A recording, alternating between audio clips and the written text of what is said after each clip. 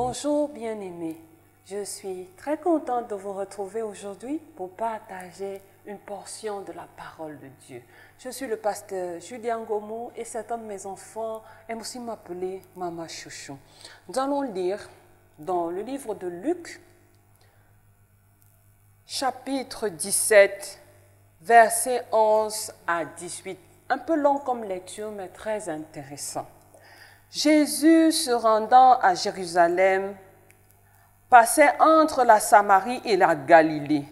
Comme il entrait dans un village, 10 lépreux vinrent à sa rencontre. Se tenant à distance, ils élevèrent la voix et dirent: « Jésus, Maître, aie pitié de nous. » Dès qu'il les eut vus, il leur dit: « Allez vous montrer au sacrificateur. » Et pendant qu'ils y allaient, il arriva qu'ils furent guéris.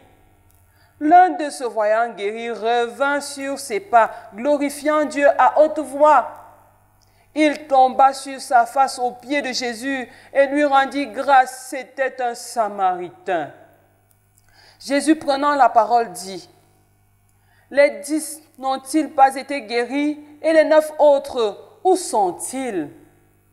Ne s'est-il trouvé que cet étranger pour revenir et donner gloire à Dieu? » Puis il lui dit: « Lève-toi, va, ta foi t'a sauvé. » Alléluia. Lève-toi, va, ta foi t'a sauvé. Voilà 10 lépreux, 10 malades.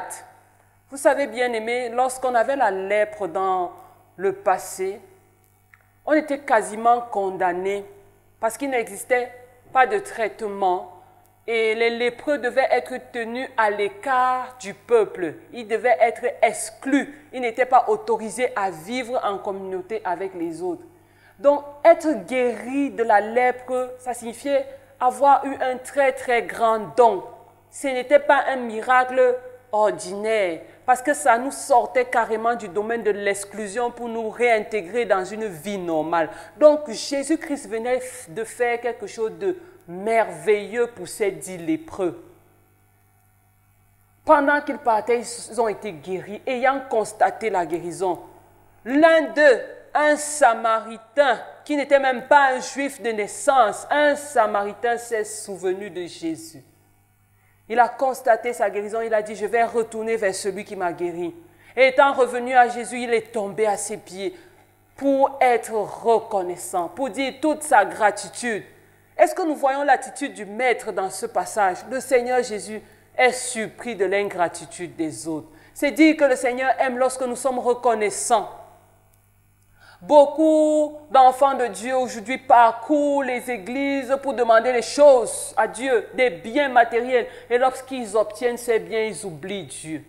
Ils oublient d'exprimer leur reconnaissance à Dieu. Je ne dis pas d'exprimer la reconnaissance au pasteur, mais déjà à Dieu. Beaucoup parmi nous sommes ingrats. Parfois nous demandons et lorsque nous obtenons, nous oublions même que nous avons demandé. Nous nous réjouissons juste d'avoir obtenu la chose, mais nous ne nous souvenons pas de celui qui nous a donné ce bien. Le Seigneur aime qu'on se souvienne de ses œuvres. Le Seigneur aime qu'on l'apprécie pour ses œuvres. Le Seigneur aime qu'on le loue pour ses œuvres. Serions-nous contents si nous donnions des biens à nos enfants ou à des bien-aimés qui nous retournerait cela par une attitude ingrate? Aucun de nous ne peut apprécier un enfant ingrat. Alors, bien-aimés, ne venons pas devant l'Éternel notre Dieu avec une attitude ingrate, une attitude de suffisance, comme si Dieu était obligé de nous faire du bien. Il n'est pas obligé, même si nous sommes des enfants de Dieu. Un peu de reconnaissance, le Seigneur l'apprécie. Et voyons ce qu'il a fait de particulier dans la vie de celui qui est venu dire sa reconnaissance. Jésus-Christ a ajouté quelque chose. Jésus-Christ a ajouté le salut. Il lui a dit: « Ta foi t'a sauvé. » Ce qu'il n'a pas eu l'occasion de dire aux 9 autres qui sont partis sans reconnaissance. Il a dit ici à ce dernier: « Ta foi t'a sauvé. » Il était déjà guéri dans son corps, mais Jésus-Christ venait de lui faire un don particulier, un don spécial, celui du salut. Le Seigneur veut t'ajouter des dons spéciaux. À chaque fois que tu exprimes ta reconnaissance, tu déclenches une multitude d'autres dons sur ta vie. Bien-aimés, je voudrais que nous nous exercions ce matin à la reconnaissance, tout simplement. Et nous allons le dire à travers ces quelques mots de prière. Seigneur, je te suis infiniment reconnaissante pour tous tes bienfaits dans ma vie.